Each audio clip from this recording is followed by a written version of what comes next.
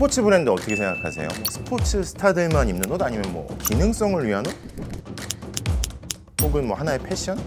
이 모든 이유들 때문에 전 세계인들의 사랑을 받는 스포츠 브랜드가 있습니다. 바로 창립 50주년을 맞는 나이키입니다.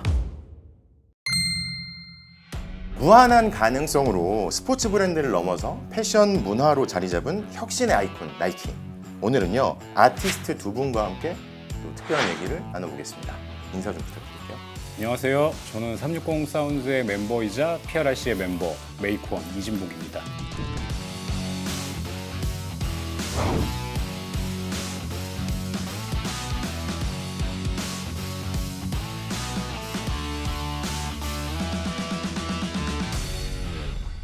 자, 그리고 작년이었던가요? 왜 NBA 경기 때 G드래곤이 경기장 스크린에 나오는데 그 옆에 어떤 분이 계시는데 이런 말씀드리긴 좀 그렇지만 저 아저씨 누구냐 좋겠다 뭐 이런 반응들이 막 댓글로 올라왔었어요. 그 댓글 보고 저는 속상했는데 아저씨 맞습니다.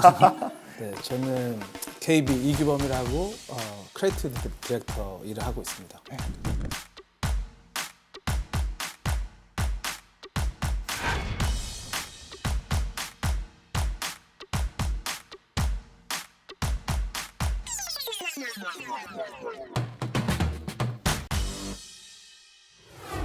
처음에는 직원 30명과 함께 세계 최고의 러닝화를 만들겠다 이런 꿈으로 시작한 나이키가 지금 50주년을 맞았는데 나이키가 지금까지 이렇게 달려올 수 있었던 이유가 뭐라고 생각하세요? 뭐 제가 봤을 때는 아티스트뿐만이 아니라 뭐 스포츠 선수들과 그런 지속적인 협업을 통해서 되게 새로운 것을 많이 만들었던 것 같아요. 이게 단순히 스포츠 브랜드가 아니라 어떤 다양한 문화를 약간 같이 이루는 선구자의 그런 느낌으로 변한 것 같아요. 지금. 일단 기술 개발을 굉장히 열심히 하고 그것들을 선수들에게 제공을 해주고 원하는 것들이 반영될 수 있도록 굉장히 많은 노력을 기울여주고 이런 모습을 봤을 때 이런 것들이 계속 순환되면서 발전되지 않는가 생각을 합니다. 굉장히 많은 브랜드들이랑 막 명품 브랜드들이랑도 콜라보 하시고 하시잖아요. 네. 특히 나이키랑 협업할 때 어떤 느낀 점 같은 게 인상적인 게 있었다면 어떤 게 있을까요? 제가 만든 이 프로덕트 제품이 그냥 나와서 여기서 끝나는 게 아니라 이 제품들이 또 이 다음 세대들한테 영감을 주고 새롭게 뭘 시작하는 계기를 마련해 줄 수 있는 장을 마련하는 것 같아요. 그냥 제품이 아니라 메시지가 담겨 있다. 그렇죠. 이게 좀 추상적으로 얘기가 들릴 수도 있는데 어떤 식이에요? 뭐 예를 들면은 뭐 여태까지 한 번도 세상에 보여지지 않았던 것들 막 그런 것들을 막 만들어주고 보여주는 기회가 엄청 많은 것 같아요. 한 예로 피스-1 에어포스 1이 처음 나왔을 때 저희는 이 신발이 신으면 신을수록 페인트가 벗겨지면서 안에 아트워크가 보여진다 그렇게 가는 거였는데 사실 그게 되게 어려운 프로세스더라고요. 이게 페인트가 살짝 벗겨지면서 안에 있는 아트워크도 보호하면서 약간 이렇게 했던 것들이 여태까지 한 번도 실현된 적이 없었는데 그런 걸 나이키가 구현해냈더라고요. 말씀을 듣다 보니까 두 분이 어떻게 여기까지 이렇게 오셨는지 되게 궁금해지는데요. 친구가 이제 DJ를 했어요. 힙합 DJ를 해서. 친구가 중요하죠. 예. 네, 그래서 이제 랩도 하고 뭐 그러면서 음악적인 부분에 굉장히 많은 영감을 받고 그런 문화와 이런 패션은 굉장히 긴밀한 관계가 있어요. 그래서 주변에 있는 친구들이 이런 머천다이즈를 만들고 싶다고 할 때 뭐 도움을 주고 그런 것들이 계속 성장을 해서 이런 일을 할 수 있는 것 같아요. 그 음악이랑 패션을 막 넘나들면서 종횡무진 활약을 하고 계시는 건데 그러면 이번에는 KBC의 시작은 어땠는지 사실 궁금하거든요. 저는 이제 그래픽 디자인을 전공했는데 나이키 박스에 그 붙어있는 스티커가 제가 그걸 명함으로 만들었었어요. 그거를 친구의 친구가 보고 너무 괜찮다 그래서 자기 남자친구가 있는데 한번 만나볼래? 그런데 그게 칸이었어요. 그래서 같이 뭐 좀 오랫동안 작업을 했었죠. 여러 분야를 보다 보니까 패션에 관심이 많아졌던 것 같아요. 사실 국내 스트릿 패션을 주도하고 계신 두 분인데 지금 본인의 자리에 오기까지 어떤 원동력이 됐던 자극 이런 게 있으시다면 어떤 게 혹시 있으세요? 제 고등학교 때 네. 시절인데 그때 당시에 NBA가 굉장히 유행이었어요.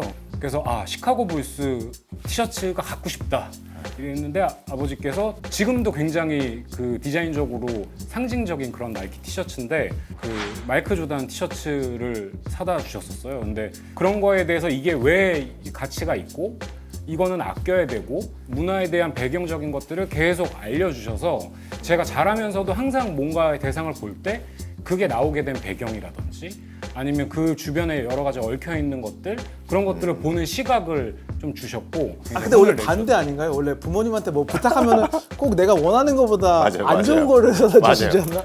보통 부모님이 사다 주시면 싫잖아요. 네. 근데 이게 내러티브가 같이 들어가니까 설득이 된 건가 보네요. 맞아요. 네. 저는 뭐 어렸을 때 네. 미국으로 이민을 갔는데 롱비치라는 동네로 이민을 가게 돼서요. 언더그라운드 문화에 대해서 조금 좀 빨리 접한 것 같아요. 저는 아직도 기억나는 게 학교 끝나면 항상 레코드 샵 가는 게 약간 일상이었어요. 그거를 보면서 뭐 이번 커버에는 옷을 이렇게 입었구나. 이런 스타일의 뭐 디자인을 만들어냈구나. 약간 제가 좀 정보를 수집하는 약간 그런 창구였죠. 야, 약간 천직이네요, 진짜. 이거. 이제 나이키랑 협업 얘기로 넘어갈 건데요. KB님이랑 나이키와의 협업은 어떻게 진행이 됐었는지 좀 설명을 해주시겠어요? 제가 있는 브랜드나 뭐 지금 있는 클라이언트랑 일하기 전부터 저는 나이키랑 오랫동안 같이 일해온 사이였거든요. 그런 진관이랑 같이 하는 EU라는 브랜드는 제가 사실 진행하는 브랜드니까 뭐 처음으로 같이 하게 됐던 거예요. 특별히 에어포스원을 고른 이유가 있으세요? 근데 어렸을 때 사실 미국을 가기 전에 에어포스 원에 대한 향수가 좀 깊게 남아있던 것 같아요. 일단은 뭐 서태지와 아이들도 그렇고 듀스, 저는 어렸을 때 듀스에서 영감을 많이 받았거든요. 그때 진짜 대단했는데. 맞아요. 근데 이게 사실은 지금 말씀하신 그 왜 에어포스원을 골랐느냐 이게 네. 그 시대를 살았던 사람들은 다 공감하는 얘기긴 하잖아요. 요새는 스트릿 씬에서도 여성분들도 에어포스원 되게 많이 신으시잖아요. 나이키 신발들이 뭐 농구화에서 시작했든 뭐 러닝화에서 시작했든 어떤 문화를 만들어가는 힘이 있는 것 같은데요. 아, 내가 이건 정말 멋있었다 이런 신발 나이키 스니커 혹시 있으세요? 저는 ISPA라고 제가 지금도 신고 있는 건데 최첨단의 기술력들부터 예전의 헤리티지까지 다 접목된 그런 되게 실험적인 컨셉의 라인이에요. 소재나 이런 것들도 되게 천연 소재를 사용한 것들이거든요. 근데 이게 뭐 접착제도 안 쓰고 뭐 그런 얘기 있던데 약간 조립하는 신발 같은 맞아요. 거죠? 예. 네. 그래서 발에서 어떻게 보면 어퍼와 솔이 합체되는 그런 되게 신개념적인 그런 제품이 출시가 된다고 합니다. 최근에 나이키랑 빌리 아일리시랑 협업해가지고 나온 신발들 있잖아요. 첫 번째 콜라보했던 에어조던 모델 같은 경우도 지속 가능한 소재, 거기서 뭐 재활용 소재 같은 것도 막 쓰고 한 것 같은데 이번에 뭐 나오는 에어포스원도 폐기물 이용해서 뭐 만들었다고 막 하더라고요. 맞아요. 나이키 계속 이런 걸 하잖아요. 네. 그래서 50년 온 거예요. 그런 기술 개발을 끊임없이 하는 것 같아요. 재생 소재라든지 이런 것들을 더 적용을 시키고 친환경적인 소재 이런 거 네, 많이 사용해서 되게 좋은 것 같아요. 그러니까 저희도 그렇고 나이키 쪽에서도 우리 그러면은 뭐 친환경적인 이런 소재를 쓰는 건 어떨까 항상 이렇게 얘기해 주시고 그래서 아, 제안 서로 하시는군요. 서로 제안을 하는 것 같아요. 메이컨 씨의 협업으로 넘어가서요. 러닝크루 만드시고 리액트에서 이제 콜라보한 버전 내놓았잖아요. 사실 러닝가 되게 많잖아요. 근데 그 중에서 나이키를 선택하신 이유가 있으세요? 스포츠 브랜드들이 굉장히 많이 있지만 그 중에서도 어쨌든 프로가 아니잖아요. 저희는 네, 네. 어떻게 보면 즐기는 그런 입장에서 멋도 중요하고 디자인 부분도 굉장히 중요하고 그 다음에 기술력도 뒷받침이 되는 이런 것들은 나이키가 제일 완벽한 것 같아요. 나이키 자체가 사실 러너들을 위해서 시작을 했던 거고 뭐 1984년에 뭐 칼루이스를 위해서 이렇게 전체 발 감싸는 전장 줌 울트라 뭐 네. 이런 것도 나오고 왜 마이클 존슨 기억나죠? 기억나시죠? 네, 황금색으로 된 스파이크 실제로 그리고 금메달도 땄었고 네. 200m.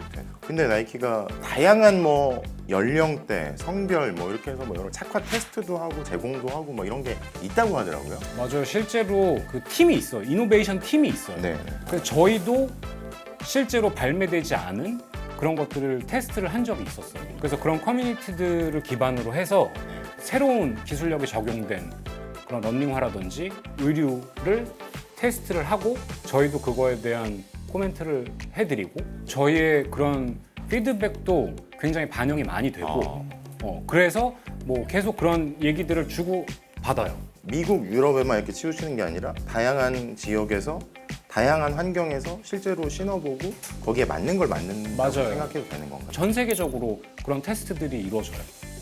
그 말씀 쭉 듣다 보니까요. 나이키가 뭐 일으키는 변화, 뭐 혁신이라는 게 되게 여러 관점, 다양한 관점으로 반영이 되고 있는 것 같아요. 제가 봤을 때 약간 이런 커뮤니티의 중요성을 너무 잘 아는 것 같아요. 그러니까 덜 곽강받는 이런 아티스트들이나 빛을 안 발하는 아티스트랑도 우리는 같이 할 수 있다 이런 기회를 많이 열어주는 것 같은데요. 그런 게 새롭고 멋지다면 맞아요. 이미 뭐 좋고 사람들이 많이 알고 뭐 이런 게 아니라 모르지만 좋은 게 있고 멋진 게 있으면 이렇게 끌어내주는 네, 역할을 그런- 하는 네. 거고요. 되게 다양한 문화를 보여주려고 노력을 많이 하는 것 같아서 좋은 것 같아요. 이거 되게 인상적이네요.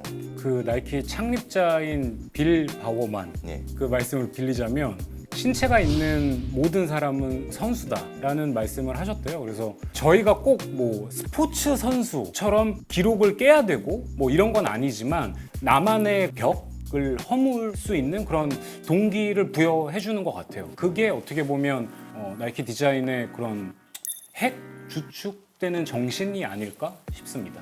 그러면 메이커님이 뽑는 베스트 러닝화 어떤 게 있어요? 당연히 알파플라이 맥스 퍼센트 제가 계속 말씀드리지만 정말로 좋아요.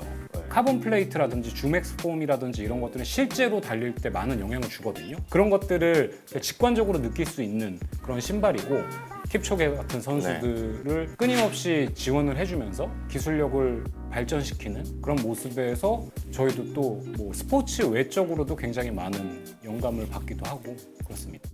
일상에서도 사실 많이 신잖아요. 네. 근데 되게 패션적으로 고민되는 부분이 이거 어떻게 입어야 되냐 이런 고민들이 사람들이 있는 것 같아요. 이 신발에 어떻게 패션을 맞출 것이냐. 색깔 조화를 잘 맞추면 되는 것 같아요. 색이 중요하다. 색이 진짜 중요한 것 같아요. 색이 감정을 많이 표현한다고 생각하거든요. 근데 KB님도 정말 이거 소화하기 어려운 색깔이나 뭐 이런 나이키 운동화가 있다 이런 거 있으세요? 저는 나이키 신발뿐만 아니라 그냥 저는 개인적으로 흰 색깔 신발을 별로 안 좋아해요.